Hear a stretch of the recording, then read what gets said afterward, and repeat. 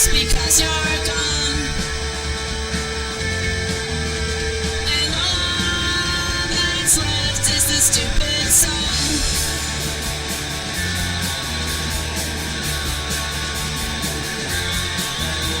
Sorry you had to raise your voice. I understand it's not my choice. I'll be your girl, I'll be your wife. I'll wait on you for the rest of my life. Please don't be sad, please don't get mad. I'll wait on you for your mom and dad. I'll be your wife, wash all of your clothes. I'll look away when you're saying us. If it sounds girly, if it sounds dumb, tell me what to do. I'll change for my love.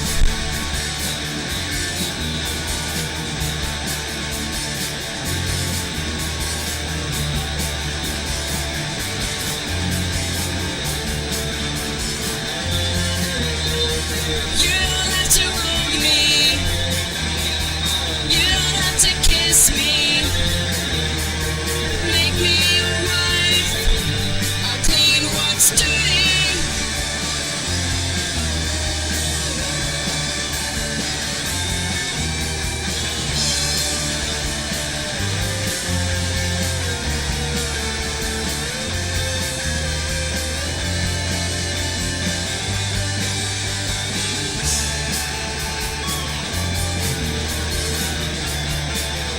Who the fuck said that?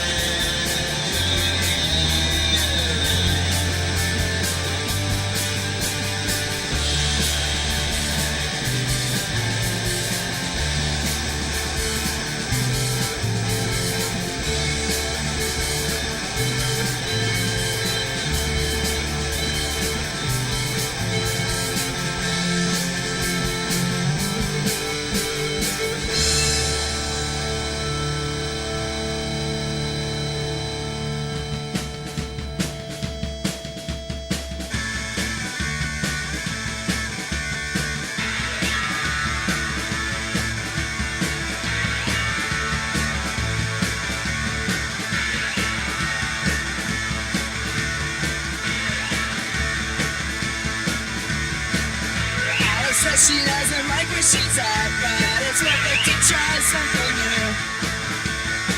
You can't be afraid to get your head wet. I started looking for new things to do. Alice says that after just a few drinks, things seem to go back to the way that they were.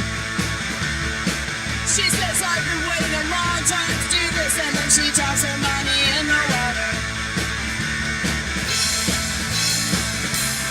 Talk through Alice.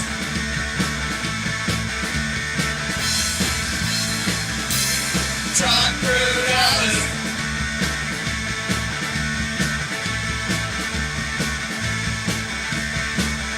Alice says she'd like to come visit more. I don't think anyone would protest.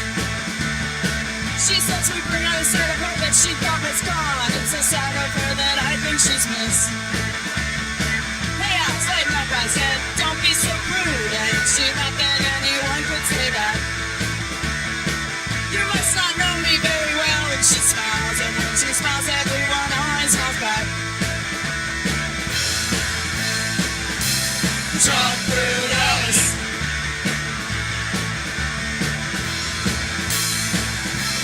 Talk through Alice.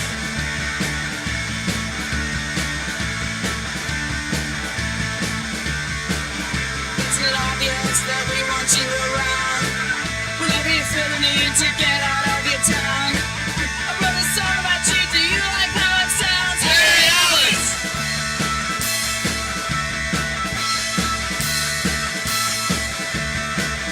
Alice says she doesn't like where she's at, but it's worth it to try something new.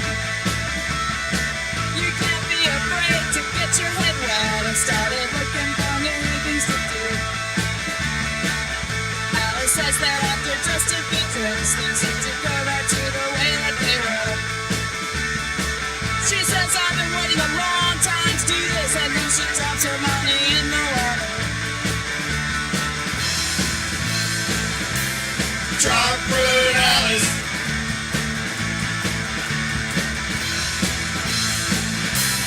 Chocolate Alice.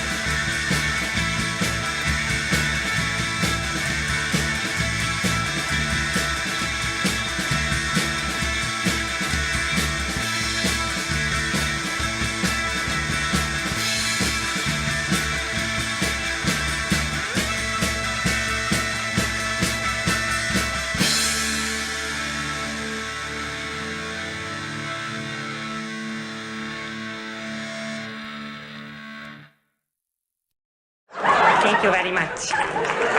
Thank you. Thank you. Whew. Thank you very much.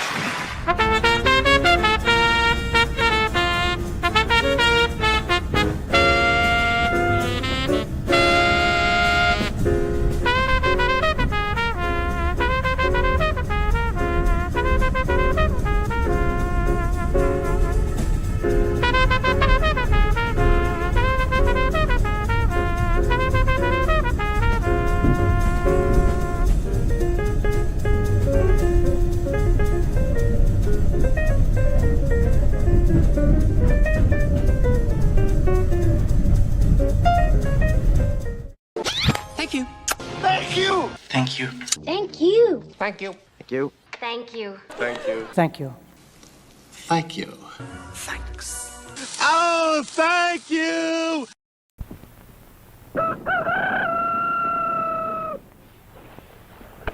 Breakfast.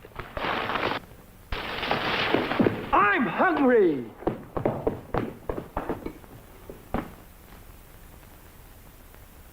Take it from Carinkles. That's me. The best breakfast under the big top is post-sugar rice Carinkles. So crinkly, so delicious, so different. Each grain of rice in sugar rice Carinkles is carinkled with honey and sugar. It's so good, I carinkle every time I eat it. Yep, no matter what other rice cereal you've ever tried, you'll love post-sugar rice Carinkles best of all. Honey and sugar make it different and wonderful. A circus of fun to eat. So you crinkle on down to the store for post-sugar rice Carinkles, the greatest cereal treat on earth.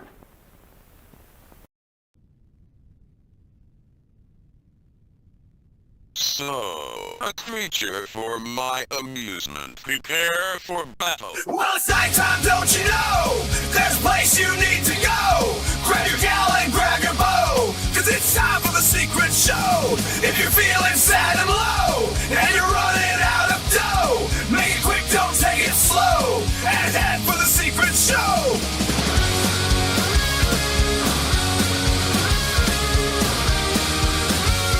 It's time for the secret show! Greetings and salutations from the planet Earth. This is Uncle Warren here, and this is The Secret Show. Shh. Don't tell anybody. We got 9 people here. It looks like you're doing a good job of that. Not telling anybody.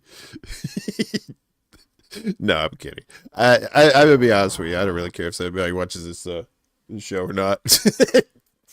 You show up, that's fine. You don't show up, fuck it. I don't give a shit. I got other things to do. Good to see everybody. We got Ghost Art Miguel over there, and Kiwi Corner makes 3 on the old Rumbles, and of course our lurkers on Rumble. Good to see y'all. Hopefully y'all are doing well. We got Charlie Hess. What's up, Charlie? Good to see you, my friend. We got Miguel here. Chuck's Intergalactic UFO Show, Intergalactic. So close to that next episode coming up. Willie Bragg dropping the 10 spot. Willie, you are just the best, buddy. I appreciate you. Good morning to my fellow toxic leftists. Lots of love for my comrades. And, of course, fuck Tom Homan. Yes, fuck Tom Homan. Because, he's only Homan. He's not human. He's Homan. He's the new breed of humans, which are not humans. They're fucking assholes. Ms. Laney, good to see you. Laney Peterson here. And Wesley, good to see you, my friend. Rick, who's the clown? Did you say you had a double meat, double cheeseburger? Where'd you get it? Is there an In-N-Out there, or what do you got? What do you got there? I thought that was just a California thing. We got P Stub in the house. What's up, P Stub? Good to see you, Max. Thank you, Max. Who else is up in this mug? I see you in the night. I see CBC voter, P-Stub, Game.film. And if I missed you, as always, we'll aim better next time. We got a poll, as usual. Well, it's not usual. We started doing polls recently because we like polls. We like to know your opinions on things. So the poll for tonight is, which is the oldest nation? And you're like, well, Warren, who gives a fuck? What is this, class? Are we in school? This is not extra credit. You get nothing for this. But the mere satisfaction of getting the right answer, because we have a video coming up really soon that's going to tell us the answer, and it may surprise you. Which is the oldest nation? England, Greece, France, Egypt. Egypt, we got 12 votes so far. Egypt at 50%, Greece at 33%, and France at 17%. Greece is behind, and the last thing you want is Greece on your behind. You know what I mean? Well, maybe you do. Depends on where you're at and which judge it is. Anyway, we have a fun show for you. Maybe. We'll see. We got chickens. Wait a minute. I got a thing. We got to do this. We got to do pay homage to the chicken that tells you to like, share, and subscribe. If you're new, if you want to do that kind of thing, hell yeah. We're all about that shiz around these parts. Shiz. Not to be confused with Riz. That's what the kids say. I saw this video the other day. It was, speaking of Riz, these kids, these parents, I think they were Gen Xers, and they were saying these things that kids say today, like skibbity and Riz and all these other things. And the kids had water in their mouths, right? So these kids are listening to their parents, whoever, saying skibbity Riz. And then they're just like, but I mean, Gen X, if anybody can relate to crazy language, is Gen X. We had some crazy language, grody to the max, gag me with a spoon, for sure, all kinds of shit, right? Everybody, young people have lingo, right? The 80s, 70s, 60s, everybody has their own lingo, man. So whenever a kid says skibbity riz or whatever the fuck they're saying today, I don't give a shit. I'm just like, all right, whatever. As long as you're not calling me a son of a bitch, I don't really care. And even then, I'm kind of indifferent. Let's check in on our friends, the chickens. You know them. It's robocoop.live. You can find them at Small Red Barn on your local YouTubes. And they got all kinds of shit. I don't know if you see this, but there's cartoon Z's over these chickens' heads. But these chickens ain't sleeping, right? I think this is kind of a stoner chicken right here. This guy right here, because his eyes were like fucking slit, man. He was just like, bro, I am so wasted on like corn. Can you believe that shit? Anyway, so that's RoboCoop Live. Over there on the West Coast somewhere. Chickadee doodahs. How's everybody doing tonight? How are you? How's your mental health? Can I help you? Orange Whip? Can I help you find something today? Robot chicken. Right? Hey, Steve G. And Sean Miller. What's up? Good to see y'all. Good to see you guys. Who else snuck in here? How dare you? Okay. All right. You're okay for now. Chickens are good people. You're fine? Okay. Chickens are good people. I know these kids right now. That's why I don't, if kids want to say some crazy shit, I don't care. I say crazy shit back to them. They'll be like, what? What you talking about, Willis? Before we get things started, I always like to throw some random shit in here, and I found this today. This was, I don't know if you're a fan of bridges, whether it be Nash bridges or Jeff bridges or whichever, or actual bridges that cross bodies of water. I like to think that I like working bridges we don't have those here in America. Our bridges are made out of peanut brittle and the tears of children, apparently, because those things just fucking sink and crack like nobody's business. So we go around the world. I don't even, let's see, maybe I should do this. Here we go. All right, so we're gonna look at some bridges that are really, really cool, and hopefully this works. I guess we gotta do this. All right, let's do that. All right, so this bridge, this is the reverse bridge in the Netherlands, right? So as you can see here, there's the bridge. It's an underpass, right? It goes under the water. See the little sailboat? That's pretty cool. I love that engineering kind of shit, right? So that's from James Lucas on the tweeters. This is awesome. This is the 150 meter long, 490 foot pedestrian bridge located in the almost otherworldly Da Nang's Hoi Vang district. This is the Golden Bridge in Vietnam. It's supported by two giant hands that appear to lift into the sky. Look at that shit. These are hands, man. And these are little ass people, and these are some big ass hands. I think this hand's bigger than the other one. Somebody must be masturbating. This one, in the heart of Belgium's De Weijers, there's a cycling path like no other. It slices through a lake, dropping just low enough for riders to glide past with water on both sides, literally at eye level. Look at that shit. I would be so fucking scared that a flash flood was coming and be like, oh, I'm fucked. They must have some like really good drainage systems or something with these hands. Yeah, I know, right? Somebody's about to catch hands, as it were. This is the Moon Bridge in Guangzhou, China. Look at that. It makes it so the light here and then the reflection looks like a little crescent moon. Oh, if you're on a little boat with your sweetie going down here, you know, little Lady and the Tramp vibes.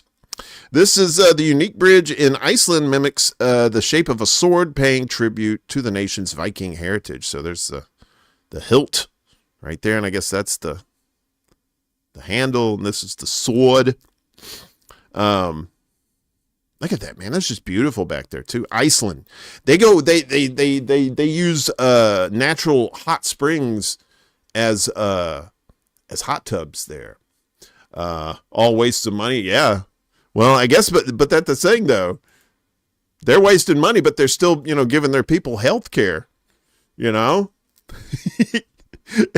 long as you're taking care of the people and nobody else is complaining, waste all you want, I guess. But you can't do that here. There ain't no money for that. At least they're not giving it up. Devil's Bridge in Germany, known as Rakatsbruck. This bridge is known for its design that forms a perfect circle, not the band, when reflected in the water. Many European bridges share this nickname, inspired by legends that their incredible construction was the work of the devil himself. Look at that. That is nice.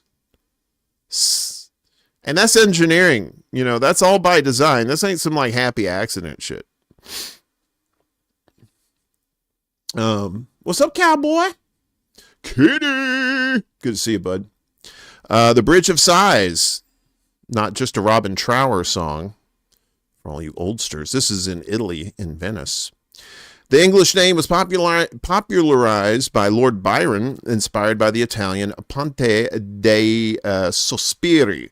According to legend, prisoners would sigh at their final view of Venice's beauty through the bridge's windows, right here, I guess, before being led to their cells.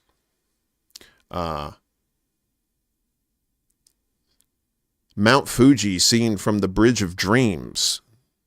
So you go up these stairs, and then look at that shit, man. That's just gorgeous. You don't see that in Cleveland. This is the Oresund Bridge. I don't know where this is. Oh, well, it tells us. This engineering marvel connects Sweden and Denmark via an underwater tunnel and bridge.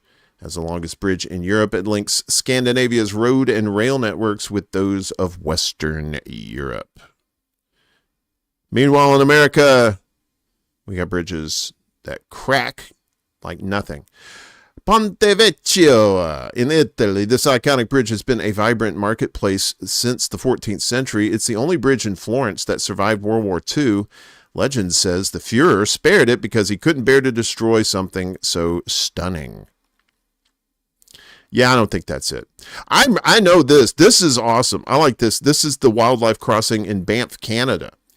Integrated with roadside fencing to keep animals off the road, these vegetated overpasses have reduced wildlife vehicle collisions by more than 80%. Yeah, so they just go over the bridge, and they don't fuck with this shit down here. I'm sure some of the dumb ones still do. They're like, hey, I bet it's faster this way. You know, and then somebody's car is fucked up. Puente Nuevo in Ronda, Spain. Look at this. Wow. Such beautiful architecture. Old, too. Meanwhile, the Francis Scott Key Bridge in Baltimore. I know, right? Wait, what?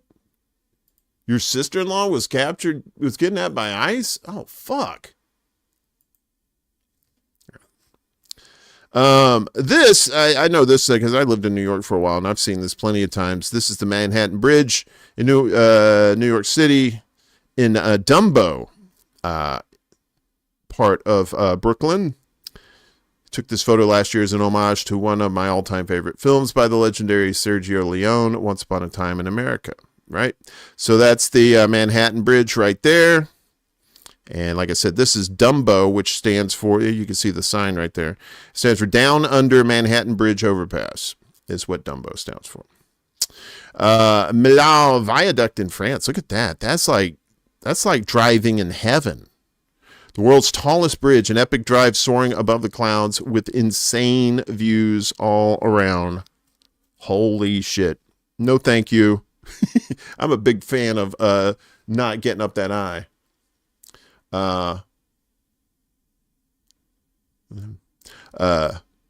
This is the Charles Bridge in Prague, widely regarded as one of the most beautiful bridges ever built.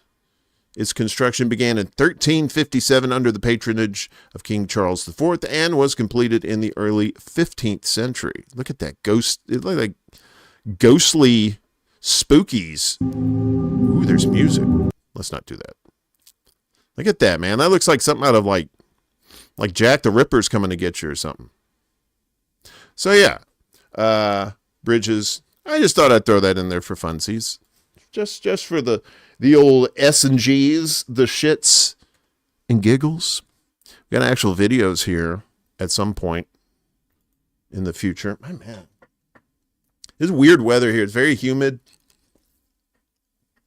It's still like, what, 76 degrees here right now in Chicago. All right, well, I hope everything ends up okay. You know, I'm really sorry to hear that, brother.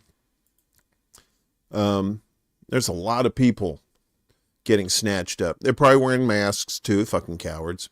Yeah, on a windy day, no thanks on those tall bridges like that. I've been over the Huey P. Long Bridge in New Orleans.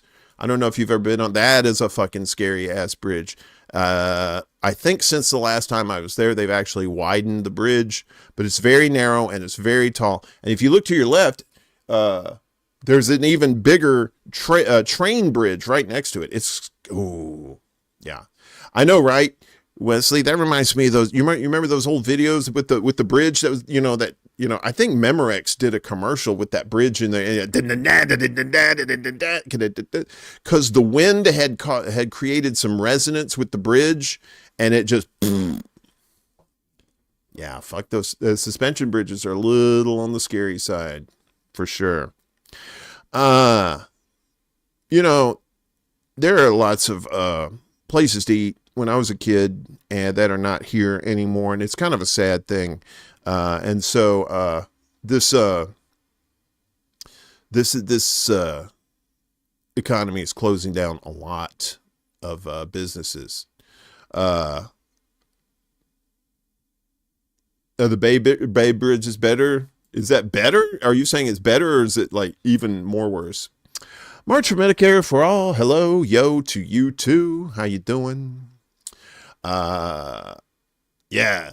It was a Memorex commercial. Remember, it was that bridge, and it was just like do do do do do do do do do. Anyway, so this next, just to let you know, that Sugar Rice Crinkles commercial, that Nightmare Fuel you saw at the very beginning, that was from Artinistus, Artinistus on the YouTubes. If you want to check out more crazy, psychotic commercials there. And this one is from Sambucha, who usually has like a nice little collage of little things here. And today he's talking about restaurants that no longer exist.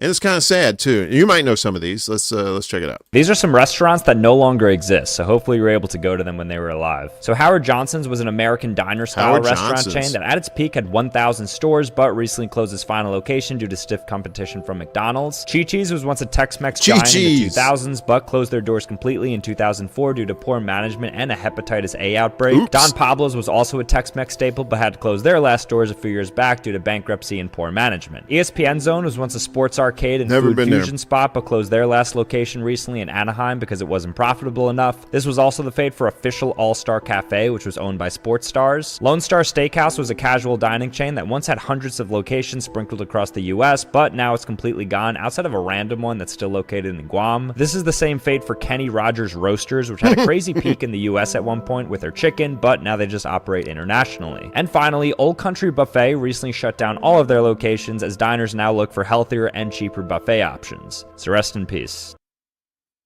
Sambuca, or whatever it is. Yeah, they have motor lodges, Howard Johnson motor lodges. Yeah, so motels basically. Some of them are standalone restaurants too. So, all right. So if you haven't taken the poll, please take the poll here on YouTube, because we're about to give you the answer to our little poll here. What is the oldest nation? England, Greece, France, Egypt. We have 16 votes. 56% say Egypt. 31% say Greece. 12% say France. And fuck England. No dice. What's up, Elmo? Welcome back.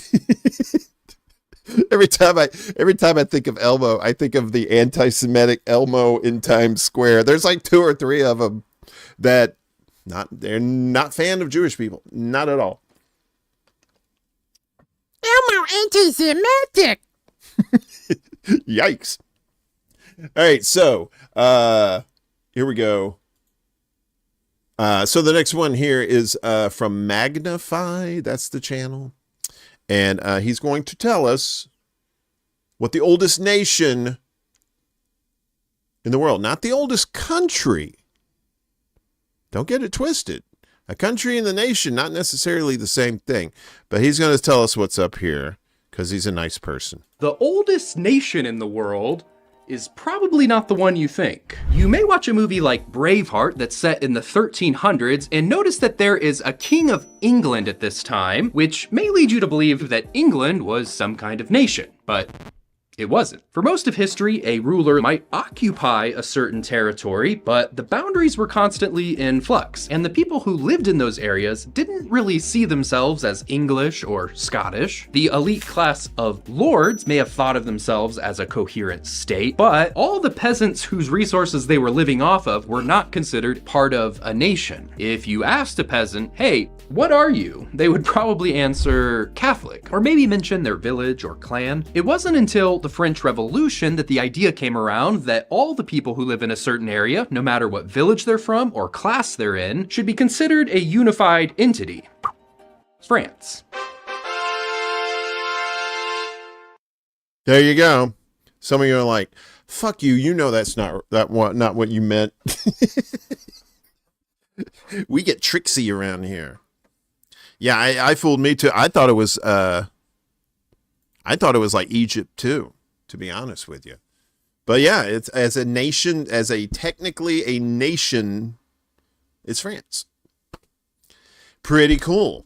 History kicks you in the balls once again. It's a beautiful thing. Giggity, giggity, giggity, goo. You said it. Elmo no like being tricked.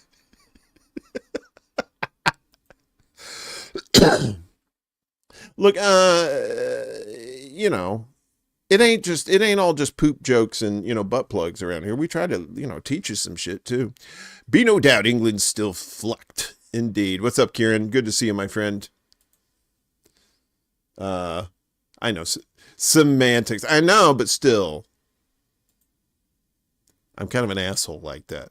It's like, you fucker. Do I have a thing? I don't have a thing. Hang on a second. I installed a mute button on my other thing. I've been playing around with my touch screen over here that I use for like goodies and, you know, shit like this. Well, not that. Maybe it's this. Is it this? Yeah, it's this. This is dick crazy. Yeah, it's dick crazy. Elmo gonna go on a bender and ding dong dash. I saw a video about a ding dong dash, and the kid got caught, and he's like, he's looking at the guy at the guy who opened the door, and he goes, "Listen, I'm doing a ding dong dash," which in some places, you know, kind of means other things, but you know, the ding dong dash. That's what Lorena Bobbitt did. She took the ding dong and dash with it and threw it in a ditch. But the guy, he said, "Look, I'm just doing ding dong dash." These guys, will you just chase me and act angry? And the guy said, "All right, cool," and he just chased the kid. You know, it's just like, fuck it. Ding dong dash. I've never done that before. I've never cow tipped. I've never been TPing. I've never toilet papered anybody's tree. Why Elmo White still? What the hell? Nothing to do with. Yeah, I know, right? Ding dong dash. Nothing to do with the doorbell. You so stupid, Poppy. You're the devil. In 1983, Whoa, a unique... Nobody told you to do that. Fucking asshole. This is what I meant. Get your hand off my penis! Ding dong dash. When I'm not stoned, I act silly. Like really silly. And when I hear ding dong dash, instantly 13 years old and giggity giggity goo, giggity goo, giggity goo, giggity giggity goo. Yeah. Next item up for bids we have here. If you've ever seen the movie Heavy Metal from 1981, animated animated movie with different stories in it. What do they call it? Like an anthology, I guess. I don't know. But a lot of good music in it too. And 2 years later, the Canadians said, "You know what? We need our own version of heavy metal." So there was a movie called Rock and Rule from 1983, and it's basically the Canadian heavy metal. You can search for it on YouTube and watch it yourself. I was thinking about having a movie night and watching it at some point. So if you're down for that, let me know. But this is from Horror Metal Sounds, and they're talking about Rock and Rule for 1983, the sci-fi rock opera. Let's listen to this. In 1983, a unique animated feature film produced by the Canadian studio Nelvana was given a limited theatrical release. That film was the legendary cult classic, Rock and Rule, an animated rock opera with themes of sci-fi, fantasy, and horror. It featured the vocal talents of several major musicians, including Debbie Harry, Robin Zander, Lou Reed, Iggy Pop, and Maurice White. This imaginative film follows the exploits of Angel, Omar, and their rock band as they struggle to get their music out while dealing with a megalomaniac rock icon named Mock Swagger. Two guesses on who they based this character on. Mock hears Angel performing one night and realizes that her voice is the key to releasing an ancient evil into the world to do his bidding. One unique aspect of the film is that the characters appear to be the evolved descendants of dogs, cats, and rodents in some kind of futuristic post-apocalyptic version of Earth. The music and animation, however, are top-notch, and this film is definitely worth watching. Yeah. Rock and Rule. Interesting. Yeah, so if you want to see that, let me know in the chat. 'Cause I think that'd be cool. A fun night to watch that. I wish we could watch Heavy Metal. God, I love that movie. So good. They used to have the Silver Screen Theater down on the Gulf Coast. Dollar Movies. It was a dollar movie joint, one of those second run joints, once it's already ran through the theaters before it went to video, that it would go to these theaters, these small theaters. They'd charge $1. And there's one place, it was like the precursor to what is the Alamo Draft House, and they had like tables in there, and you could eat pizza, drink beer while you're watching the movie. And then they had the midnight movies, right? So in one theater they had Rocky Horror Picture Show, where everybody would go in there and they dress up, and they throw shit at the screen and stuff like that. And then in the other side they had Heavy Metal, and I usually watched Heavy Metal because I'm down. What you drinking? Kathy Powers holding it down on Facebook. I don't know what you buying, honey. You want to get loaded? I don't know what time the bars close here in Chicago, but we can hook it up. A Music War is my all-time favorite rock and roll movie from 1981. If you like punk rock and new wave, A Music War is the movie to watch. Okay, good to know. Thank you. Yeah, Heavy Metal, man. Heavy Metal is so fucking good. It is so fucking good. I mean, because it's a perfect mix of, hang on just a second. Elmo, I know you're anti-Semitic in Times Square, but here, we're going to make you a standard moderator. We don't like white people, as you can tell. March, we're going to get you too. Use your powers wisely. Or not. I don't give a shit.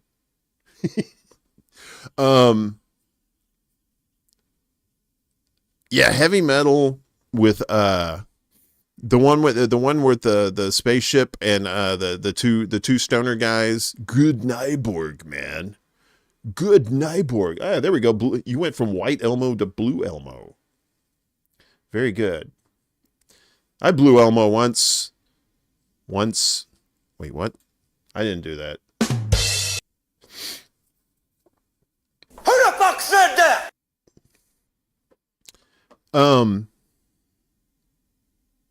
What's this next one? So that was Horror Metal Sounds. They have a really small following there on YouTube. If you want to give them a like and a sub, they usually have some. I think they have some decent stuff on there. Speaking of, you're gonna get a lot of old Gen X references on this show. If you haven't figured that out by now, some of you oldsters, I'm orange like Donald Trump, really? That's just my natural glow. Anonymous. Just woke up because bladder said so. Yep, you gotta follow your pee-pee master. Your pee-pee master. So you get a lot of these references, and a lot of this stuff comes flooding back as I see some of my fellow Gen Xers get on here and tell tales out of school from the old days. So this one is this is from That Junkman, and he's talking about the dumbest Hulk toy ever made. The dumbest Hulk toy ever made. It's a little bit lengthy, 2 minutes, but it's a good story. The man tells a good story. When it comes to strange toys, I think it's the 70s has to be the winner. Sure, there's strange toys were released in the 80s and beyond, but in the 70s, you had really a strange era. I mean, this was the era of pet rocks. People would buy them pet rocks. They were buying rocks. When it comes to strange toys, I don't think you can get any more stranger than the things released under the DC and Marvel logo. It seems that DC and both Marvel was just letting toy companies do whatever they wanted to do. I think I saw a Superman with a parachute. Superman with a parachute. I saw Spider-Man and others that came with guns. Just didn't really make sense. They didn't care. And today I'm going to tell you about one of the strangest. It's related to the Incredible Hulk. We all wanted to be Spider-Man with a strong gun. like Hulk. We wanted to have the Hulk muscles. We wanted to show them off. But we didn't want to work out for them. We were kids. We wanted to eat Twinkies and moon pies while we watched the television show and read the comic books. So Remco came up with a solution. They would take, you know those floaties you put on your arms, you put air in them so you don't drown in the pool? Well, it's kind of that concept, but it was green and it was Hulk muscles. You put them under your shirt, put air in them, and you had Hulk muscles. Here's a kid from a catalog demonstrating the Hulk muscles. Now the shirt didn't come in the box, so you had to take one of your own shirts, and if you really wanted to show off those green muscles, you had to cut rips into it. Yeah, Mom something didn't that like really that. would have upset your mom. Yeah, and of she course, didn't the like box that. lets you know it has to be a loose-fitting shirt. So it kind of has to be a shirt of your dad's or your older brother, so you're really going to get in trouble when you cut that up. But as you can see from this picture here, this kid's demonstrating how cool you'll look with those big, inflatable muscles. I don't know about you, but they don't really scream muscles to me. Just look like he's wearing a shirt underwater, maybe. And here's a kid showing off his whole pump-up muscles in just a white t-shirt. A little Look at cheaper, that maybe shit. parents were okay with And that. then there's his And arm. here it is out of the box. You can see it comes with instruction, a pump to pump up those muscles. And not only do you have muscles in the arm, you also have the muscles in the chest plate.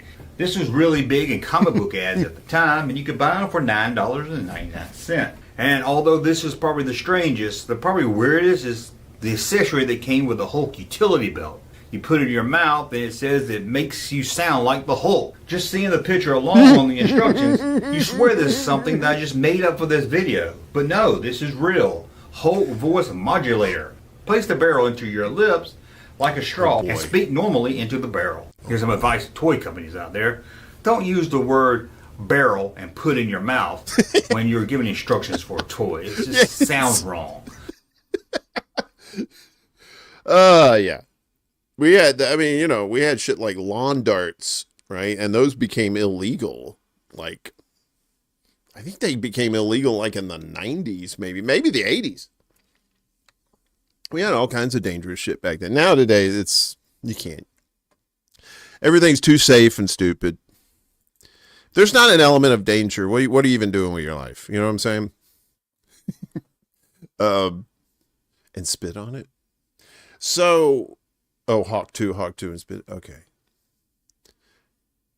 Elmo's tickles get tested. Test ticklers. What happened? Anybody else sneak in here? Okay. How's it? We're kind of moving along here at a good clip. Right. Everything good? I think everything's good. So that was That Junkman. This one is one of our regulars on here, Cody Tucker. And he usually does like word origins and stuff like that, which are really cool. But this is, he's got a story about one of the craziest coincidences in TV history, in television history. Crazy coincidence. And this is pretty crazy. So check it out. In 1963, a group of 11 British men robbed a train heading to London, stealing over 70 million pounds in today's money. This became known as the Great Train Robbery. The heist captivated a young medical school student who decided to write a novel based on the robbery. That author was Michael Crichton, who would go on to write Jurassic Park and Westworld and create the TV series ER in 1994. In the late 90s, HBO was looking to create an ER-style drama series, but centered around the mafia. That show became The Sopranos. When they were looking for a theme song for the show, they chose the song Woke Up This Morning by the band Alabama 3. One of the members of that band was a guy named Nick Reynolds. Well, back in 1963, Nick Reynolds' dad, Bruce, was one of the masterminds behind the Great Train Robbery. Woke up this morning, robbed myself a train. Robbed myself a train. That's pretty cool. You bought a toy once. She cost a lot, but was worth it. Oh my. You dirty scoundrel. How dare you? that doesn't work. Yeah, that's cool. So that's Cody Tucker. I know AI scares Miguel, but this is the non-scary AI. But it's kind of scary, but it's not scary. It's not the kind of AI that's going to be our AI overlords in the near future. Probably, 2027, 2029, they say. That's probably when it's going to take over. But in the meantime, we can enjoy AI-created products at a low price. So this is from Abandoned Films. You've heard of the Dos Equis, obviously, probably. You've seen the commercials with the most interesting man in America. Well, this is the least interesting man in the world. Did I say America? I meant the world. Anyway, there's this. He once got ghosted by a chatbot. He once visited Paris, Texas. His idea of adventure is switching to a different brand of floss. His small talk has been used to sedate bears. He played spin the bottle alone and lost. He once read an entire book about staplers. He once went viral at the local pharmacy. He tried stand-up comedy. They asked him to sit back down. He once got excited, then apologized. He's never been out of his comfort zone and has no plans to. His ringtone is silence. His autobiography is just his grocery list, twice. He puts mayonnaise on white rice and calls it fusion cuisine. He named his goldfish Goldfish. He once took a personality test. It came back blank. He is the least interesting man in the world. I don't always drink milk, but when I do, I check the expiration date 3 times. All right. That's Abandoned Films. Where you can enjoy all your AI nightmares. Steve Breedlove in the house. What's up, Steve? Good to see you. No mates Bill Gates. What?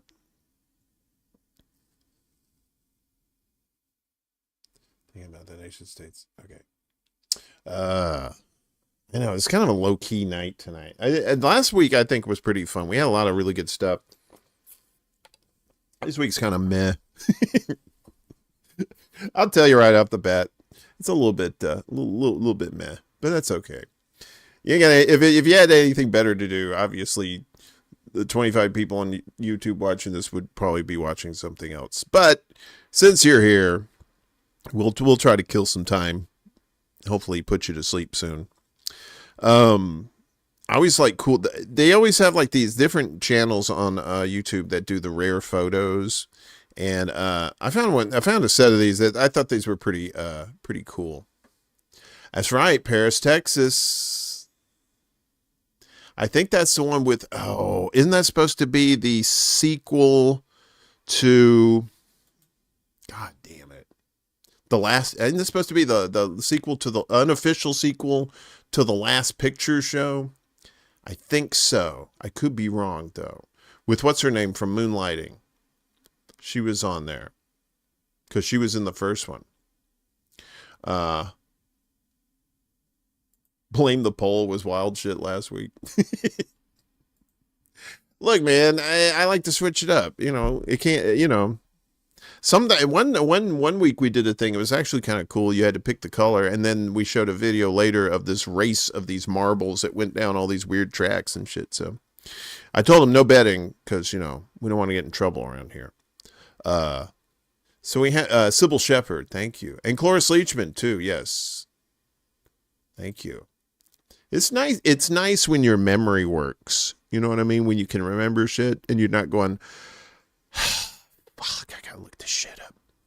You don't want to. I think that older people like me were just like, I don't want to look this up. I know this. I want to remember this. Why won't my fucking brain work? You know, but then we're like, fuck it. All right, Google it. God damn it. All right, so this next one is Rare for Visuals is the name of the channel on YouTube, and these are rare photos. This is some rando shit to kill time and to make you say, wow, that looks pretty cool. Rare photos that will blow your mind. Apollo 16 astronaut Charles Duke left this family photo behind on the moon in 1972. It would have been better if he'd left his family behind in 1972. But, you know, they're still up there. Louis Wayne, a schizophrenic artist. This shows the progression of his disease over the years. Wow, so schizophrenia. So the guy starts off drawing cats like this, and then they just get gradually crazier and crazier looking, right? This is schizophrenia. That's crazy. This is a 10,000-year-old painting called Cave of Hands. Anti-poachers take selfie with gorillas they are protecting. Aww. A group of young shoe shiners gathered around a U.S. Civil War veteran in Pennsylvania, USA in 1935. Chinese government forced to build freeway around tiny house after... I've seen a lot of these in China. You would think, well, authoritarian China, they would just tear down the house. Nah. If they don't want to move, they're just like, fuck it, you gotta build around, motherfucker. Owner refused to move. A fetus removed from the brain of a 1-year-old girl. A fetus removed from the brain of a 1-year-old girl. That is... Inside California alligator farm, where kids could ride and play with alligators, 1920s. Deepwater Horizon drilling unit burns off the coast of Louisiana, 20 April 2010. Threatened Bombardier beetles eject a hot chemical spray from the tips of their abdomens. The liquid is lethal to attacking insects and is even painful to humans. Jamie Lee Curtis flew over water for 20 minutes, performing the helicopter rescue scene for the film True Lies, 1994. Photo of supersized mosquitoes sparks terror in Argentina. Damn. A Japanese company made 1-inch miniature tools to show off their machining. Calcium oxalate stone removed from urinary bladder of a mid-40s man. Bob the bottlenose dolphin getting a CT scan of the lungs for pneumonia in the Florida Keys. Thanks for watching and subscribe for more content. Wait a minute. That was removed from a man's urinary tract. What the fuck is that? Oh my God. Is that man sane now? Because that had to have been driving him crazy. In your urinary tract. Bella. Good to see you, Bella. What's up? They found the labyrinth. What? The True Lies? Yeah, with Arnold. That's right. True Lies. Man, there were a lot of great movies in the early to mid 90s. Then you started getting towards the late 90s. You're like, yeah. I mean, you know, there were still good movies, but it just seemed like in the Miramax days, like the more independent type movies that were coming out. So good. So yeah, that was from Rare for Visuals. This one's from a sports dude. I don't know if you've ever heard of 5 Points Video or 5 Point Vids on the YouTubes. He does NFL shit, but he also does he does sports stuff, but he'll do a lot of he'll show you old stadiums and stuff like that. But this is very different. So this is a prison. I know, right? He was playing pickup jacks and it got out of control. 17 years later, that's what happened. His bollock ache. I know, but that was in his pee-pee. That was in his urinary tract, that big ass jack. Can you imagine pissing out a metal spiked no. Okay, so basically it's a prison that's shaped like a penis, and it's just fun to hear him talk about this. So let's just look at the penis shaped. There it is right there. You got the head there and the balls down here and the shaft. There you go. You know what a penis This looks like. is the Ohio State Reformatory, a penitentiary located near Mansfield, Ohio. This is a rather large facility where they send inmates for violating the penal code. Yeah. You'll see here at the tip They have an area for recreation, which many of the occupants say is their favorite part. Here at the base, we see the front door of the reformatory where inmates come in and out, but to me that's wrong. This is clearly the back door. And over here, this is Tingley Avenue. I'm not making this up. I hope anyone who comes here to this cute size facility turns their life around, because I wouldn't want to be held here for a long time waiting for a much overdue release. Dick jokes, ladies and gentlemen. Dick jokes, courtesy of Google Maps and 5 Points Vids. Do they have a penal code? It's a penal institution. Do they have a penal code? Clotorus, what? How dare you? What are you conjuring? Are you trying to raise the dead, Steve? Clotorus. Nictu Verata. Oh, man. What time is it? Is it? Oh, it's almost midnight here in Chicago. Make a wish. No, you don't have to make a wish. We got kind of a twofer here. We're just going to look at abandoned places here for a few minutes. This is a Dorian Deck, his channel on YouTube, and he always has some random shit. In this one, he's got, we have stores that close down or restaurants that close down now. These are just abandoned places.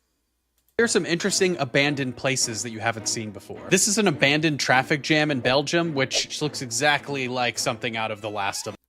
Look at that. Yeah, it looks like something out of The Walking Dead 2 or something like that, right? This is an abandoned bunker that just has a ton of old vintage cars sitting in there. Why'd they leave them all? This is an abandoned ghost village in Turkey known as the Burj Al Babas. It has 587 unoccupied castles, and it looks like something AI made to me, to be honest. This was Detroit's Mark Twain Library, which was closed in 1996 for renovations and never opened again. This was a German expedition cruise ship that hit an uncharted reef in the Sandfly Passage of the Solomon Islands. This is an abandoned theater in Scranton, Pennsylvania. I never saw this in the office. This is a car graveyard after a Chinese car company went bankrupt and had nothing to do with them. This is the eerie yellow brick road of the abandoned Land of Oz theme park in North Carolina, which actually I think has been reopened possibly since.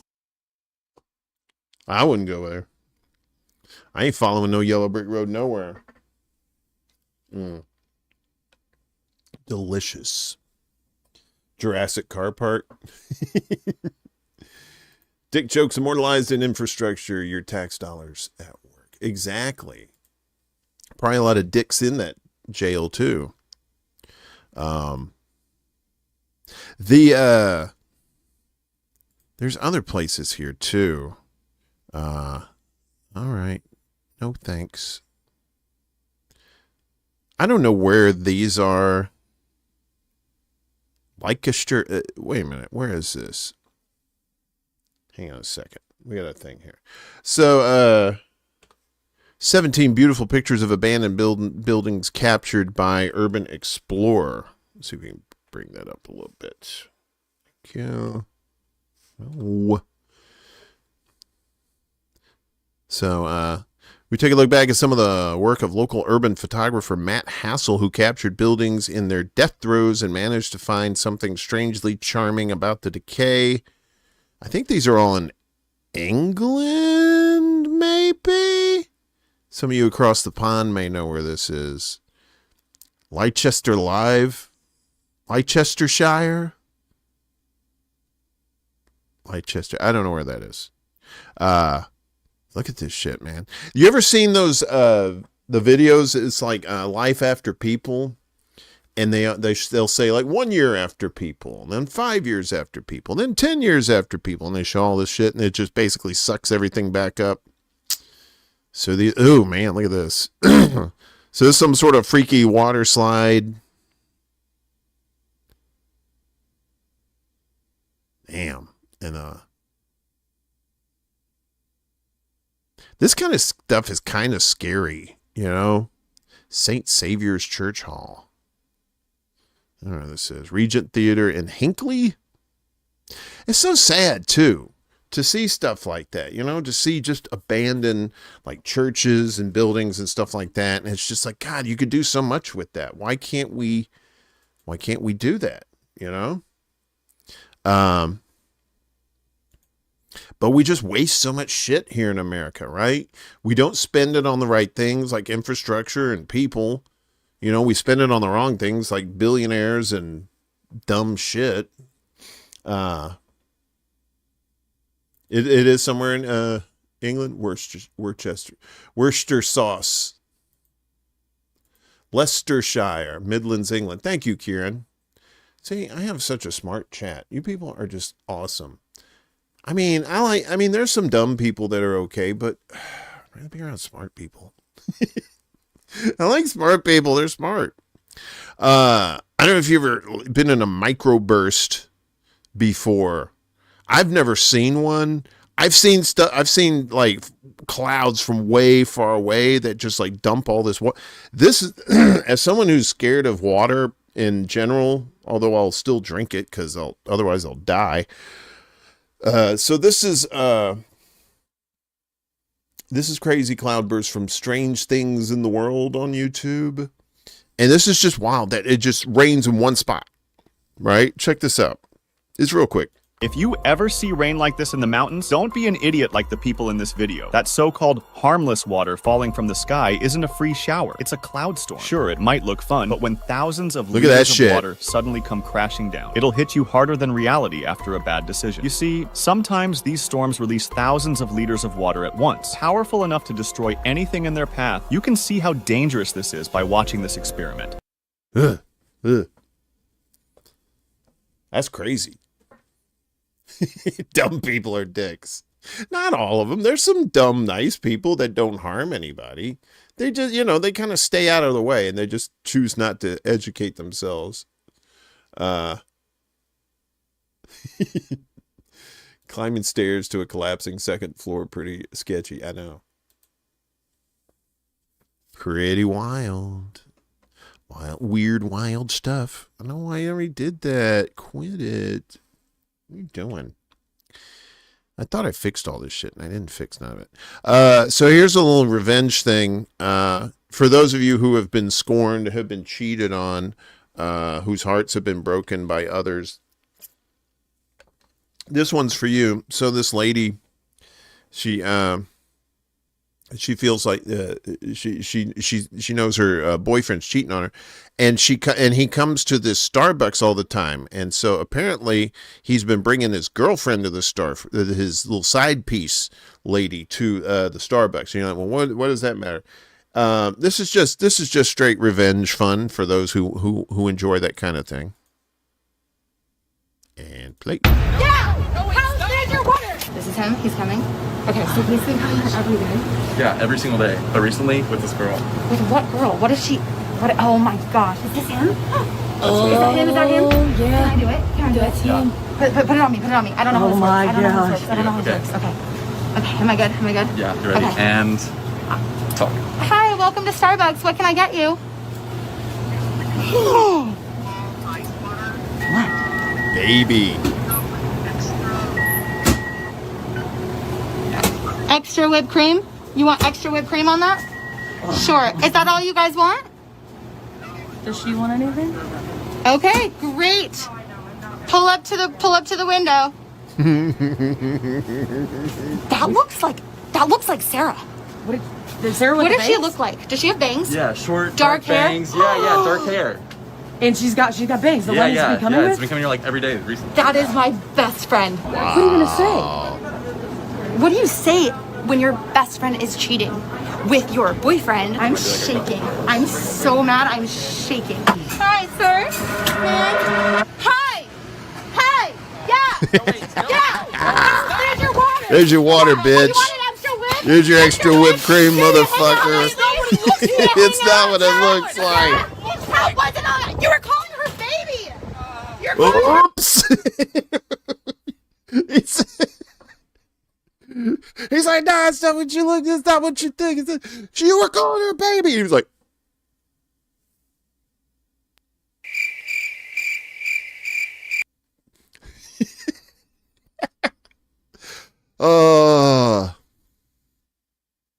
Look, just if you're gonna get in a committed relationship, commit to the relationship. Don't be a fucking cheating asshole. Fuck. We have enough distrust in this world. Really? Do you need to do that with potential, husbands or wives? Yeah, that was nice. Should need to smell twat. Hulk to it.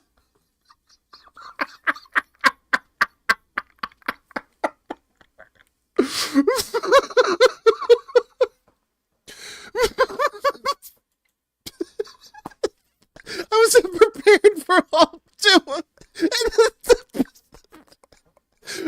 The profile picture is the Hawk to a girl, but she's green. Okay, it's late. She needs to spit on the thing. Okay, all right, okay. That was way out of line. I'm sorry. Oh, I'm crying. I can't even wipe. It's too little. Too little. Oh shit. She did. This AI for good. Oh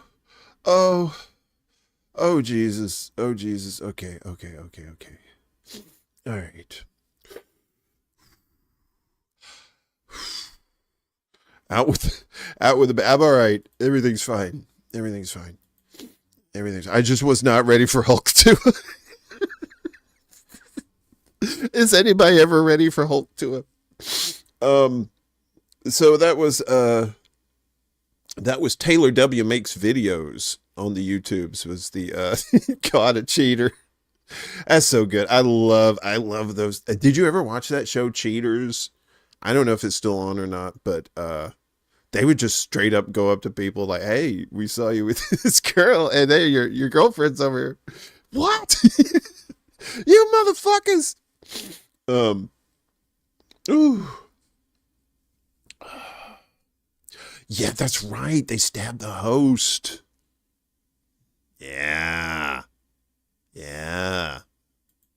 That's right. Yeah. And then that show ended, I think, after that. It got too dangerous. Or they had to get like bodyguards or something. But I mean, that's the thing. You fuck with people, even if it's for a good cause, you got to be careful. Next one here is some rock and or roll music trivia for you from our guy Tim from Kicking Harold, about a rocker who cleaned up his act, but then the producer said, "What? You're clean and sober? What the fuck's wrong with you?" So here's Tim with the story. When the singer of this band showed up to the recording studio stone cold sober, the music producer was not happy. Back in the 1970s, an unknown band was tracking their debut album. And in the time between their last local gig and the recording sessions, the singer did something unimaginable. He cleaned up his act. When the vocalist hit the mic to sing what would become one of their biggest tracks, the music producer asked him what was going on, what had changed, and why his vocals sounded different. The singer told the producer he had been eating well, sleeping well, he hadn't been smoking or drinking, and he felt fantastic. When he heard this, the producer asked the singer if he had a joint, and of course he did because it was the 70s, but he said he was saving it till after.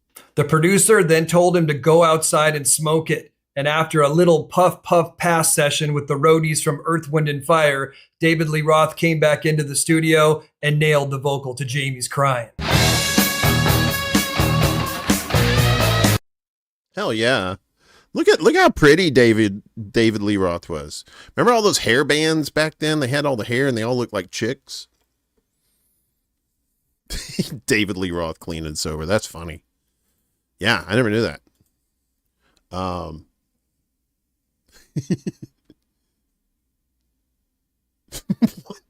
Elmo was my new favorite, but this one might deep throat the cake. Is that code? Is deep throat the cake? Is that code for like eating ass? What does that mean?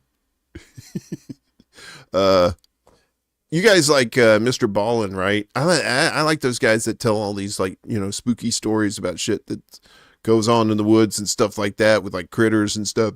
This one's a little bit different. This is not like a spooky one, but this is a funny origin story. And see if you can guess who this person is. This is a famous person he's talking about. But see if you can figure out who it is. This is Mr. Ballin. Not to be confused, you know, with, you know, the penis prison. You know, with the dick crazy. Anyway, so there's Ballin. Let's watch it. One night in 2009, a 23-year-old man named Chris, along with his date, walked into a McDonald's in London, England. The following day, Chris had a very important job interview in the morning. This dinner in McDonald's was going to be the last part of the date. This McDonald's was dirty, it was packed with people, not exactly a romantic location for a date, but this was all Chris could afford. They hopped in line and they ordered their food and their drinks. After receiving them, began looking for tables. So they began walking around, and eventually they would find a table where there was one guy sitting there just eating his meal, and Chris very politely asked this guy, "Hey, would you mind if we sat here too?" And the guy just kind of looked at him and he was like, "Sure, go ahead." Chris realizes the guy they're sitting with is no longer just looking at his food. He stopped looking at his food and he's just staring across the table at Chris's date. And like the way he's looking at the date does not seem friendly. Chris looks at this guy and he's like, "What's going on?" And this guy just begins insulting Chris's date. He says to Chris's date, "You're an ugly pig." Chris is like, "I can't just sit here." And so Chris, who had actually never been in a fight in his whole life, stood up and he was like, "Hey man, get up." As soon as he did that, Chris realized he had made a horrible mistake. Chris, he was only about 5'8" tall, and this guy, when he stood up, towered over Chris. But Chris, he just kind of winds up and hits him once, but then this huge guy just proceeds to beat the living crap out of Chris. After Chris had been battered by this total jerk, the guy kind of wandered off and was not held to account in any way. Chris looked at his date and she was totally rattled by it, and Chris was super embarrassed at this point. They left the McDonald's and they both went to their respective homes, and Chris just went to bed. And then the next morning, when Chris got up early because he has this big job interview, went into the bathroom and he saw he had this enormous black eye. He wondered what they would think of him if he showed up looking like this ruffian. But he was like, "You know what? This is the biggest opportunity I've ever had. I just gotta go in there, try to be confident, and don't let the black eye define the outcome." Later that morning, Chris goes into the building, he's having his interview, and he can tell they're all staring at his black eye, but nobody brought it up. By the end of it, he had no idea what the interviewers thought of him. He thanked them for the opportunity, and he left thinking, "I'm not gonna get the job." Not long after this interview, Chris got some shocking news. He had gotten the job, and it actually might have been because of his black eye. This job interview was actually an audition for a starring role in an upcoming TV show. And the character that Chris was auditioning for was this guy who's gotten into fights. Chris rolls in here looking like a guy who gets into fights, and they're thinking, "Oh my goodness, he can hit his lines, he's got the charisma, and he's even a ruffian himself. He fits the character perfectly. He's our guy." Chris got cast, and this TV show that he starred in became one of the most popular TV shows in the entire world. And so Chris went from who could barely afford a McDonald's to being this amazing actor who was getting nominated for Golden Globe Awards and was an A-list star. Today, Chris is better known by his stage name, Kit Harington. And the starring role that he landed that changed his life was the role of Jon Snow in Game of Thrones. So he goes the night before, he gets his ass kicked at a McDonald's in front of a first date, goes to audition, nails it, and he gets the part. Crazy. You can't do that in a Chi-Chi's, that's for sure. You knew her trainer.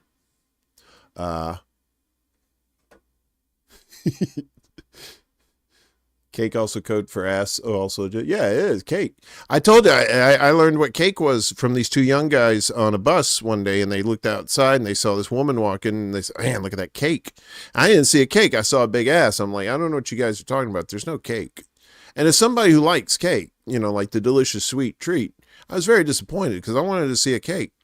But I saw a big ass, and that was good enough. So the origin story of Kit Harington. You never know, man. You think your life's shit, and the next thing you know, you're on fucking Game of Thrones.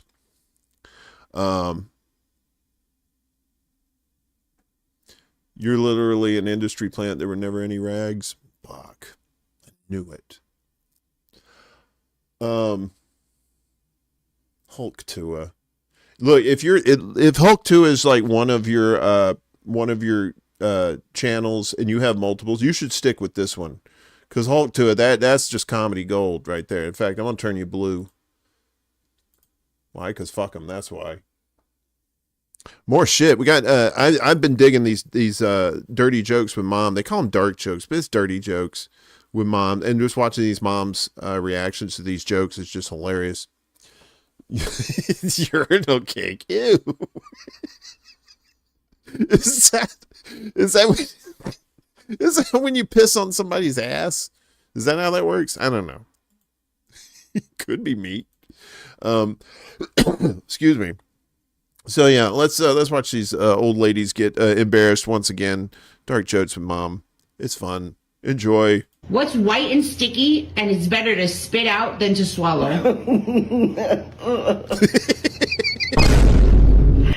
If I answer that question, we're gonna get another fucking violation. Granny, what are you talking about? It's toothpaste. Hey, Mum. Yeah? What do you call two lesbians in a closet? What, Brianna? A liquor cabinet. Hey, Mom. Hey, Cherry. Have you ever wondered why you never see a gay guy in a wheelchair?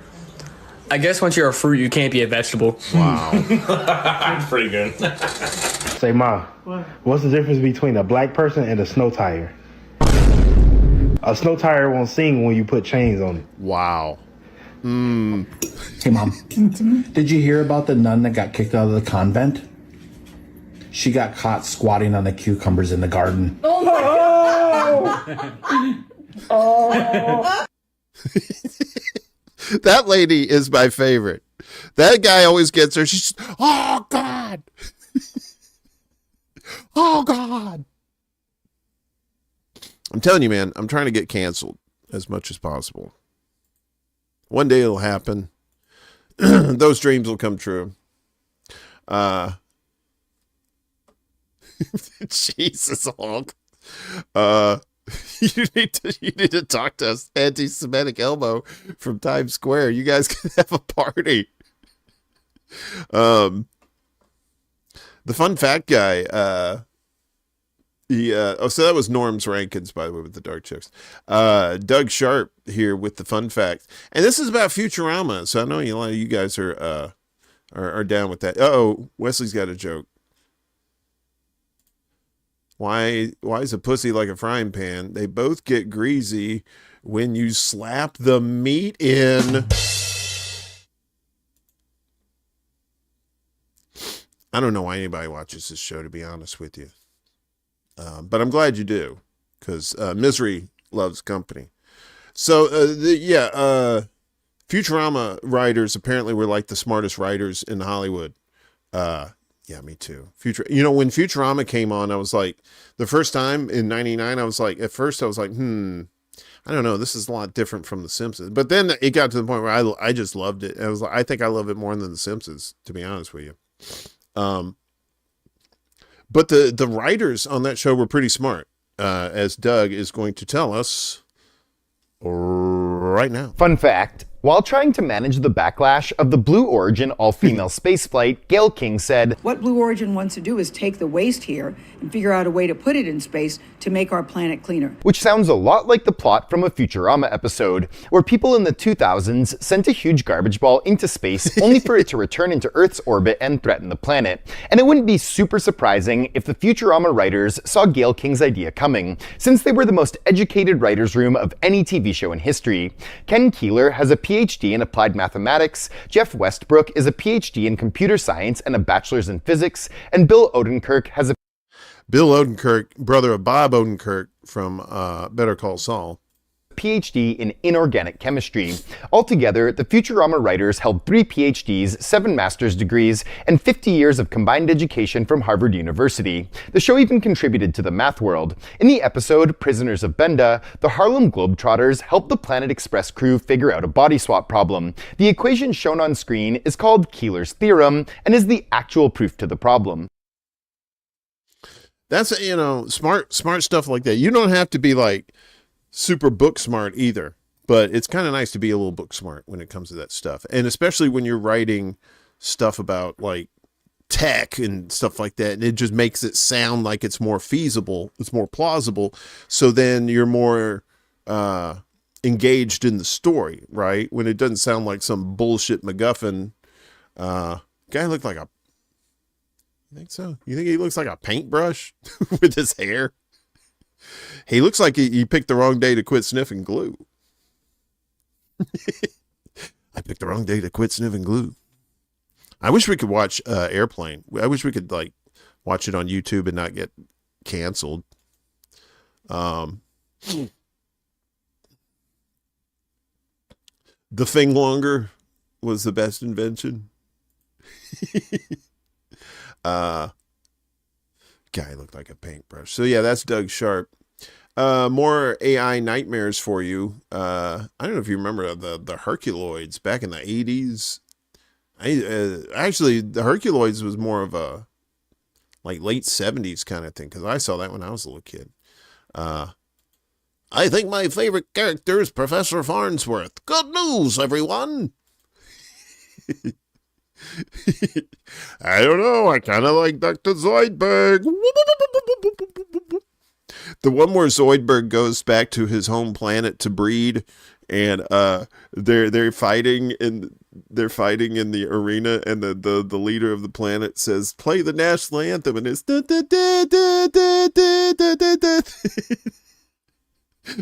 Krika.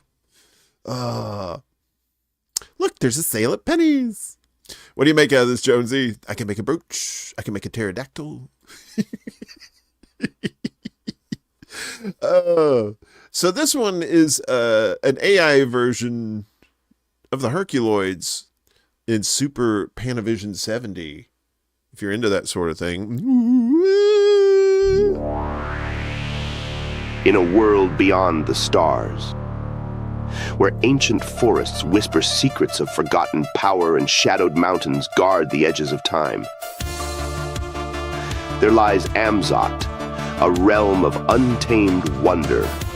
Here, the last bastion of hope stands united, bound by honor and blood, the Herculoids. Led by the noble warrior Xandor, a champion of this savage world, they fight to protect their home from alien invaders and awakened evils. By his side, Tara, the fierce huntress with a heart as strong as steel, and Dorno, their fearless son, eager to prove his worth in the fires of battle. Show the they critters. Are joined by allies unlike any other. Zok, the laser dragon, whose searing beams cut through darkness. Igu, the stone colossus, whose strength can crush mountains. Tundro, the armored titan, whose explosive might shatter the very earth. Gloop and Gleep, the ever-shifting protectors whose forms defy the laws of nature. They must stand together and defend their world from alien invaders. From the outer reaches of the cosmos, the Reptons, cold-blooded conquerors driven by a lust for power, their scales glinting like steel as they unleash technological horrors. Nature and technology clash. All strong, all brave, all heroes. They're the Herculoids. Then they got who is that? AI Film Force. They do ones for Thundar the Barbarian. I know, that's what I'm saying. They look like Slimer from Ghost. I was trying to think of Ghostbusters real quick. Well, this AI out of control is not bad. I'm telling you, if you watch this video, I think it's called AI 2027. This AI is nothing. This little piddly shit is nothing. It's just artwork and shit like that. The real AI you have to worry about is artificial general intelligence, and that's the AIs that the governments around the world are working on that are going to take out everybody. Gleep and Gloop. That's right. What was it? That was the Herculoids. Well, there was an actual cartoon in the 70s and 80s called the Herculoids. and that's what it's based off of. That's one of those one of many post-apocalyptic cartoons that they had back then, like Thundar, and they had Arc 2, I think was one of those, but that was a live action one with a talking monkey. If you remember that. Sleestacks. Zoidberg's mouth is literally a bunch of mini tentacles. Yeah, the Beastmaster movie. When it had what's his name in it? The guy from Harry Hamlin. Wasn't he the Beastmaster? Or was that Mark Singer? I always get those two confused, like, because it was one of those kinds of, they were both kind of similar movies, I think. Yeah, so AI goodness there. And now some human goodness. I haven't had him on here in a while, but this guy, Charlie Barron's out of Wisconsin. He does some funny stuff. And, we were talking about fireworks. I think on the morning show, we were talking about like this warehouse in like someplace, maybe it's Tennessee or something, just went. And you got to wonder the kind of people that actually work at these fireworks stores, right? Max Singer. It's not Max Singer, it's Mark Singer. Mark Singer? Really? I don't know. One of those guys. So this is Charlie, and he's working at the fireworks store, and he's telling you what's up. Look me in the bugs and tell me this isn't future assistant manager material. And welcome to Phantom Fireworks. You say Lim up there, but someone blew it off with an M80. By someone, I mean me. Let's take a look at the inventory. Smokey the Bear's gonna have a stroke when he sees it. Now, so much of selling fireworks is branding. Take this, for example. Used to be called STD. We weren't selling any of them. Then we just changed the name to Burning Love, selling like hotcakes. This one here used to be called the Walloping Watermelon, but then some drunk fellow went to the hospital for gunpowder poisoning, so we just taped these eyes to it and call it the Fiery Frog. Sorry, Fiery Frog. I can't read. Barely legal. Fun fact, it's legal until you light it. Which brings us to our next set, Grand Jury. This one's phenomenal. I actually submitted to corporate myself. Asteroids. Now you might think it's a play on words for asteroids. Hemorrhoids. I want to draw your attention to our no dud guarantee. The only one shooting blanks around here is me. Our insurance company made us install this pond, just in case anything goes wrong. Again. Can you cut out again? What'd you say? Oh, I look like a guy who builds fireworks in his basement? Yeah. You want to see something? How'd I know this was for me? I still remember the day Dan Zielinski duct taped 50 bottle rockets to his rollerblades. Went over to the skate park. He did 360, then a 540, then a 720, then a 1080, and he just kept going and going and going. In fact, we named the tornadoes after him. All proceeds go to his family. Be safe out there. Yeah. Don't blow up your hands with M80s.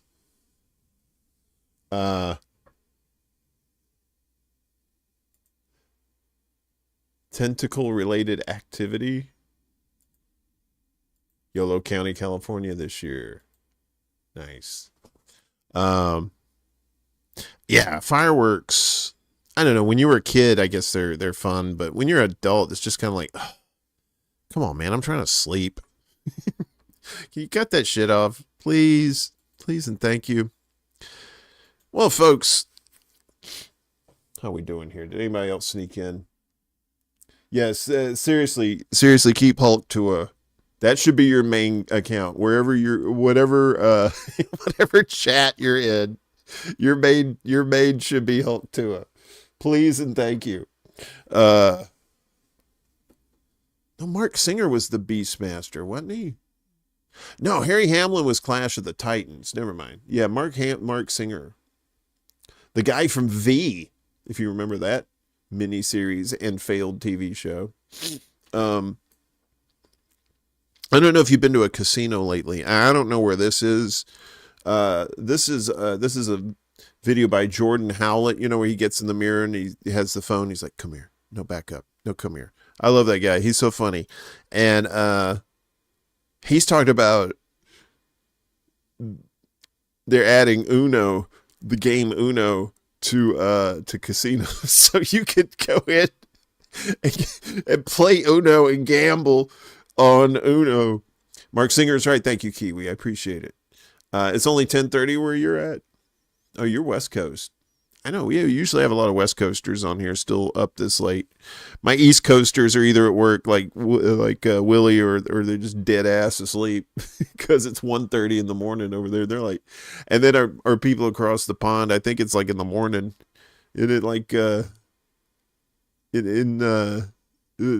sitting at like about 5 or 6 in the morning where you're at. Yeah, it was. It was the mini series was great. And then they rebooted it later with that chick from what's her name? I think she was in Firefly. Yeah. She was also in Deadpool. She was Deadpool's girlfriend. She was in the remake. Wasn't that good? Oh, this is you, Kitty. Well, no, you got to keep Kitty then. But you definitely Hawk Tuah should be in the mix for. You know what? You could be Kitty, say hi as Kitty, and then change over like the Super Globetrotters, change into Hawk Tuah, and everything will be good. 0633. Very good. All right. Y'all having some breakfast over there? What are you having for breakfast? Or have you not gone to bed yet? What's the story, Morning Glory? All right, so let's find out about this Uno bullshit in the casinos. Jordan's going to tell us about it. This nice lady is too. I don't know if y'all heard the news, but Vegas has Uno at their casino tables officially as of like 5 hours ago. Uno! One time, my family kicked me out of the house for 2 days because I won in a game of Uno. Come here. That game is too competitive to put in casinos. If you put Uno in casinos, you need to double up on security. I'm so serious. One time I played Uno at a family reunion with my cousin. Want to know what happened? I won, and we did not talk until he got married. And funny enough, that's a reasonable response to winning or losing in Uno. I'm so serious. Back it up. Because here's the thing, right? It's more than just the game itself. It's probably one of the most competitive games that you will play as a family, as a group of friends, just in general. Too many people are gonna cheat. Come here. One time we were playing Uno with one of my friends. He was sneaking +4s in his pocket. We still don't talk to him. He got kicked out of the group chat. So many people are gonna get kicked out of Vegas quickly. Does that make sense? Not only that, rules are different in different households. Do you understand? Did you know the official rules for Uno? You're allowed to stack +4s and +2s at the same time. So theoretically, you can have like a +20 if you wanted to. I'm joking, but funny enough, you believed it. That's why it shouldn't be in casinos. Imagine somebody's gambling their rent money on a game of Uno. Come here. Then they get skipped twice and then a +4 right after. You're better off just having regular poker. Yeah, just stick to poker. Oh, Cowboy, you're all those people? I don't care. That's fun. You're fun. Keep them all. To bring them all in. We don't care. Get on separate devices. That works too.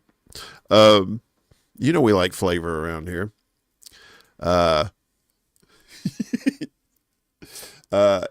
don't. To be fair, I'm not very bright, Cowboy. So yeah, people are too worried about watching butt plugs and shit. They're not worried about people changing identities in the chat. They're probably half of these people are stoners anyway, so they're probably new people. All right, bro. Hey, it's like no, it's the same dude. I don't know, man. I'm a let your freak flag fly kind of guy. So, more AI, but this is music this time, and I like this one because it reminds me of certain people that are actually putting their penises in places that they don't belong. And so this song is here to tell you to not put your dick in that, and you should not put your dick in that. So watch the robot, and this guy's like, hey, watch out.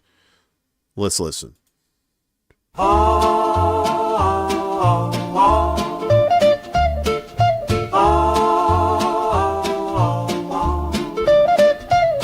It's an age of great temptation, but it's a lonely, lonely world. So what is a young man to do if he cannot find a girl? Oh, I know what you are thinking, but let me help you out. 'Cause you really, really, really only got one willy, so listen to me now. Don't put your dick in that. Don't put your dick in that. The strange hole in the wall of that gas station stall could be a guy, could be a gal, could be a trap. Don't risk it all. It could get bit or snapped, and some things can't grow back. So do yourself a favor or you'll be crying later. Don't put your dick in that. It's an age of great advancement. There are so many, many toys.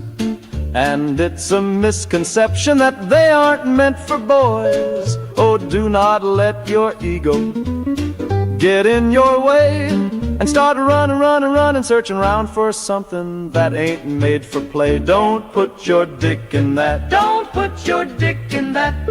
Don't get caught in the throes of a vacuum cleaner hose. You're thinking about suction, but we know how the story goes. It could pull right off, you see, and it'll void your warranty. So do yourself a favor or you'll be crying later. Don't put your dick in that. Conch shells on the beach, don't do it. A supple, juicy peach, don't do it. The space between bus seats, hollow trunks of nearby trees will carve you up with splinters, have you falling to your knees. Don't put your dick in that. Don't put your dick in that. Try to be a normal guy, avoid the shameful time when your family figures out what's wrong with grandma's apple pie. She may then collapse and be gone just like that. So do yourself a favor or you'll be crying later. Don't put your dick in that. And there's so much I didn't mention, like high chances of infection. So don't put your dick in that.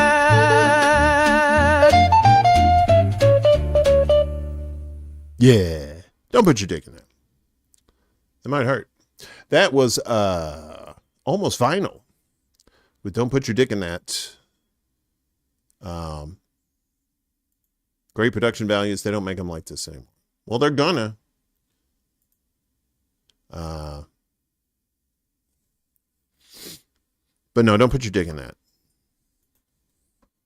It may look fun, but you don't want to put your dick in that. Even if you don't have a dick, don't find a dick and put it in there either. That wouldn't be good. So, finally, this evening, a little shorty show tonight, as I should probably added some more stuff. What's up, Miss Tree? Good to see you. Hope you're doing well, young lady. So normally we have like Super Friends on here, or it's Marvel or something, but this time, this is for the Goku. For those who like Goku, for our Japanimation folks, our anime peoples, we got some Goku for you. And this time, Goku is up against a particular foe that, well, you know who he is, but Goku doesn't seem to know who it is. So we're going to see what happens. Got here as fast as I could. What's going on? There's been some sort of breach in the underworld, and the worst are slipping through the cracks. Is it Frieza? Cell? Even worse, him. Who's that guy? Come on, really? He's the worst of the worst, Dad. One of the greatest evils in all of you. Okay, also too, just so you know, I don't normally stop this, but there's going to be a blurred out word, and they're going to say the name, but it's, if you see the blurred out word, it's Hitler. It's Hitler, just so you know. Human history. Oh man, he sounds pretty strong. I want to fight him. Goku, we gotta kill this guy. What? Why? That one man is responsible for a genocide that wiped out millions of innocent people, all in the name of total world domination. I wanted to fight him. Now is the time to brawl. He needs to be put down. Listen to Mr. Piccolo. He's pure evil. And? Dad! Goku! What? Sorry, it's just, is it really anything new? Piccolo and Vegeta used to be all about that, right? Yeah, one time, sure, but that was ages ago. And Vegeta's committed like a billion genocides. Like, he's wiped out entire species off the map, going one planet to the next. He watched him wipe out half of Namek alone. Not bad. Look, all I'm saying is, Don't say I'm saying is, all things considered, is it really that different? Yeah, it's very different. There are levels to this, Goku. But Vegeta killed way more people than him. Like, in power level alone, he'd be like 10. Dad! Holy shit. And now he's got a wife and kid, and we're just kind of cool with him now. Don't be preposterous, Kakarot. I'm at least 30. Stop scaling. Goku, we had an entire world war just to stop this guy, all right? He's not just someone you can hit a few times and call it even. He stands against everything you and me stand for. Really? Wow. What side were we on? In the war. I mean, we're kind of Japan, maybe, sort of, right? Where did we stand during that? We should move on from this. Also, wasn't Bulma's family responsible for a lot of military tech back then? Wonder where that all went towards. Oh, God. That's the woman I married. Dad! Vegeta and I might have at one time been considered evil, but we've changed, in large part thanks to you. That man has not. Oh, okay. So if I fight him, maybe we could turn him into one of the good guys. No! Come on, it'll be like Vegeta. He could be a Z warrior like us. No, Goku, we are not adding to the group. You know, when I was sent to Earth as a baby, I was supposed to take over the planet and stuff, but then I hit my head and became all nice. Maybe he's like that. Just one good knock to the noggin will set him right. Dad, he's pure evil, okay? So was Vegeta and Piccolo. Hell, we fought side by side with Frieza for a bit, and he's like 100. What kind of math is this? Yeah, really, it's kind of gross. How would I beat 10? Is this really the hill you want to die on? You're just mad that you're only half a... I'm serious. Using your guys' logic, if we're cool with Vegeta and the rest, is befriending this guy really all that crazy? Piccolo, say something! Gohan, I have no fucking idea how to argue that. I think I hate you, Goku. Like, really, I don't like you anymore. Goku, we don't have time to argue about this. People's lives are at stake. We've got to stop them. Okay, you're right. No time for hypotheticals. Let's get him. Yes! Thank you, Goku. And then when that's over... No. Hear me out. We kill him, and then after that, we wish him back, but reincarnated as, like, a small Indonesian child. What the fuck are you talking about? What? It worked for Oob. Dad, no! We are not wishing back Adolf to life just so you can fight him and then try to befriend him. Not everyone is redeemable. That's what he wouldn't be. He'd be Reltip. He'd be a totally new, unrelated person with a clean slate. But he'd still have powers. Exactly. But we can't. That'd be wrong, right? Like, even if it's not him. Technically, it would be someone completely different. Goku, you're going to hell when you die. Well, I think that's settled. All right. Let's see just how strong you really are. He's got hands. Who would have thought? Hitler's got hands. So irreverent, so delicious. Yeah, I'm a week behind on showing these, Kitty. Oh, I see your Elmo back. Okay. Did Hulk 2 go to bed? did Hulk 2 smash and spit enough? Is everything fine? Yeah, it's a solid JJ, obviously, for the unwashed. Goku fights a German dictator is the name of it. Check out all these channels, and give them a like and a sub if you can. Some of these are tiny channels, and they could use all the love that they can get. I think that's it. I think we're out of videos. We crunched all we want, and then they made more, but then they ran out. And so here we are. It's a fun Saturday night. I wasn't feeling too good before the show started physically, but now I feel a lot better. Probably thanks to you guys, and probably just laughing my ass off at the fucking Hulk thing. Damn, I'm sorry. That was just was not expect. It's the shit that just comes out of nowhere, and I'm just like, okay, I'm just gonna laugh. That just you only have 2 devices, okay. Was that Billy Idol? Who was Billy Idol? What, the guy on the Goku thing? I don't think that was him. It may have been somebody else.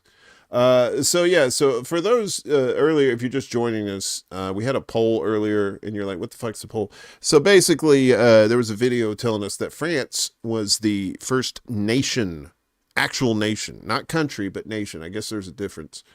And so 52 you people were wrong. 52% of you were wrong. Sorry. Well, at least some of you said England. Let's see, 52% for Egypt, 30% for Greece, 13% for France, which was the answer, and England at 4%. So thanks for playing our game. We don't have any nice parting gifts, but we will be parting soon, and that's a gift in and of itself. So anyway, remember, kids, Jeffrey Epstein didn't kill himself, and there is a fucking list. Always remember that, and spread the word. Let's make sure everybody knows that we got to get these pedos and fascists and Nazis out of here and reclaim the planet for ourselves, if we can. I think we can if we get together.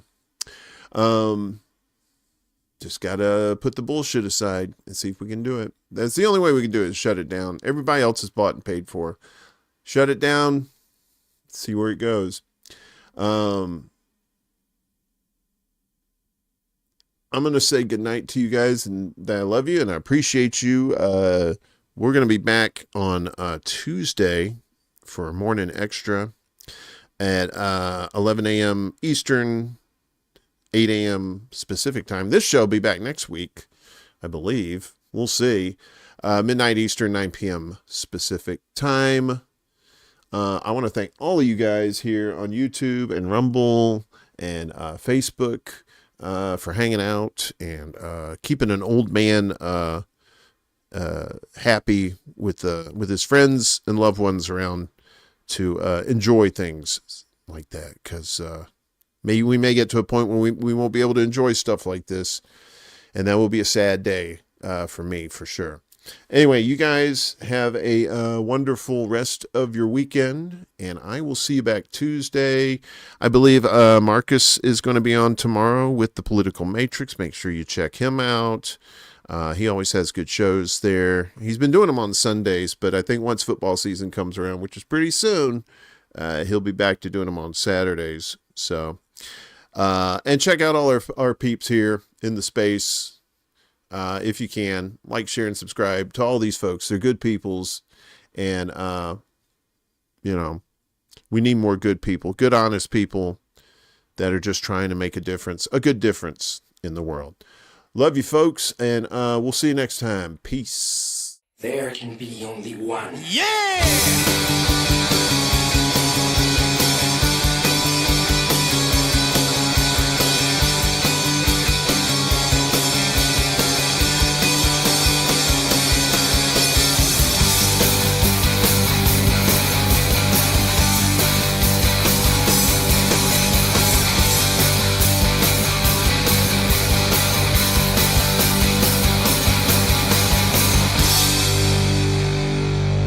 Get your hand off my penis! You're in big trouble, though, pal. I eat pieces of shit like you for breakfast. You eat pieces of shit for breakfast? No.